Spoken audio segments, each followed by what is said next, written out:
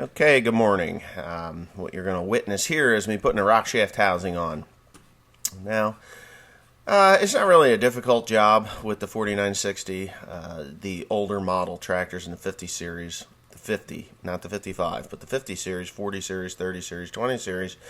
In the rear or the differential housing of those tractors, there was a big horseshoe-shaped gizmo that went down to the load control shaft at the bottom of that housing.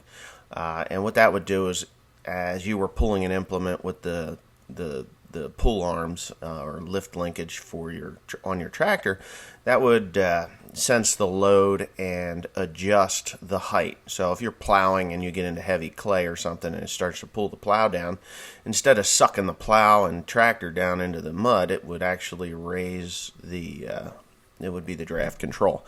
So the draft control on this particular tractor is obviously, well, I would say it's obviously an electronic deal because it doesn't exist. And I know there's some sensors down at the bottom of the transmission. Now, what me and Timothy are doing is perfectly safe. I have locked up the arms, so any of you people that are saying, "Oh my God, you're gonna die," that's not gonna happen today. And I'm sure there's some people there that are like, "Yay, he's gonna kill himself, that stupid bastard." What you saw the sparks flying from were the dipstick tube. When I took the Rockshaft housing off, I laid it down on some blocks of wood, and unfortunately, I bent the tube and the dipstick. So I had to cut it off. So I had Timothy get the little grinder and cut it off. And now you see me and Tim taking all the oil off, cleaning it up, and then I'm going to hit it again. There it goes. And so what I'm doing now is waiting for it to dry off, and then I'm going to put this beautiful red adhesive sealant on there. Now, some people are wondering, or probably wondering, why are you doing that? Other people know, but the reason I'm doing that is because there are imperfections in all steel, and if there's nicks and dings and stuff like that in it, it will fill in those holes and cracks and keep it from weeping. So now the long, tedious task of putting the bolts into the Rockshaft housing, and Timothy will be putting in the dipstick tube, which, of course, he makes a better door than a window, but that dipstick tube, it has to be adjusted in order for it to work. So you see me playing with those bolts. Excuse me, I still have a cough from my lovely sick vacation. So he can't get it in there. If you can tell, he's put it in and pulled it out a couple of times. So what I'll do is I'm actually bending it. You see me pulling it back and bending it, and then until it would finally go in. So the dipstick, it has to be adjusted or it isn't going to work. It'll hit things down in there. Now, nothing that moves, but it'll hit pieces of steel or whatnot. Worst case scenario, I just take the dipstick out and actually bend it a little bit towards the back of the tractor, and then it will curve around whatever it was that was hitting. And, Okay, so here I go again. Clean everything. That is one thing that a lot of people complain about me about, is that I don't clean enough before I put these things back together.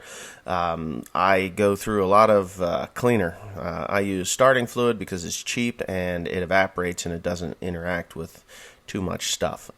I don't spray it directly on O-rings because ether starting fluid will warp and distort O-rings.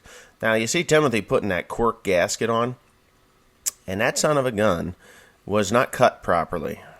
It just wasn't. What a pain in the ass he had. Every time he put it down, it would lift, and it just wasn't working out too well. So I came in, and I have a little more patience than Mr. Tim, and I put it on, and it just takes a little bit of time.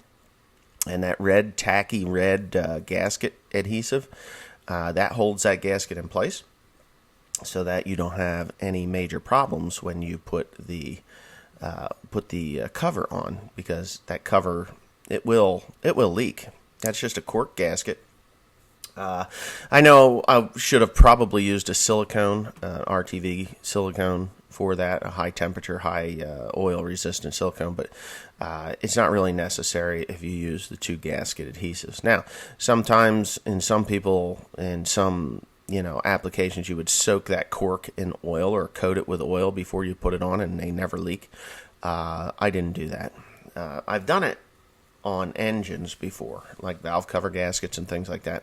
They work really well for that. So anyway, I've got my box of bolts, and Timothy has hunted down his bolts, and he's having a hell of a time. There were 4 bolts that got misplaced somewhere, and I kind of like to use all the original bolts when I take them out, because it's just, it's just the right thing to do, I guess.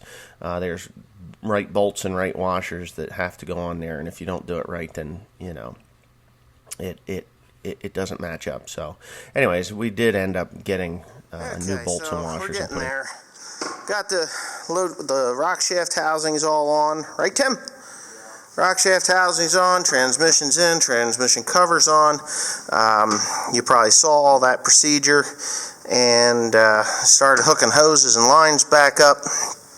For some reason, we were 4 bolts short on that cover. I don't know where in the hell they ended up with. So Timothy, he got some new bolts and put in there. I just need tomorrow, not today, but tomorrow, I'm going to be putting all that crap in there. It's over there, but there's shaft work that needs to be done. There's bushing work here, not bushing work, but there's a manifold that goes in here that has to be worked on. All the rings were bad, so I got new rings and stuff, so that's got to be done. And all those bolts and stuff, that stuff's got to go in here. When I pulled that manifold out, these rings were broken, so I got new ones. They're brittle as hell too. So, yep, got new pipes and pieces. I bent those pipes that are laying there on the floor, so I bought new aluminum gizmos there. I have to pull this motor mount off to get to those aluminum pieces, and I'll get those replaced when I get all the giblets in there. So, we're just going to keep right on working. Right, Tim? So that's tomorrow. That's tomorrow we're going to do. I think I'm going to have to change cameras. Everybody's complaining that this camera is not focusing properly. What do you think? I got people sending me links to new camera options. Well, I kind of agree. This thing is not focusing as well as it should. So maybe I'll figure something out. There might be an update for this, the firmware for this thing, so I have to check that out. But anyways, 4960's going back together. Everything seems to be going quite well. So thanks for watching. Please comment, rate, and subscribe for more. Right, Tim? I'm going to hell home. Good night. I'm shutting the lights off. Bye-bye.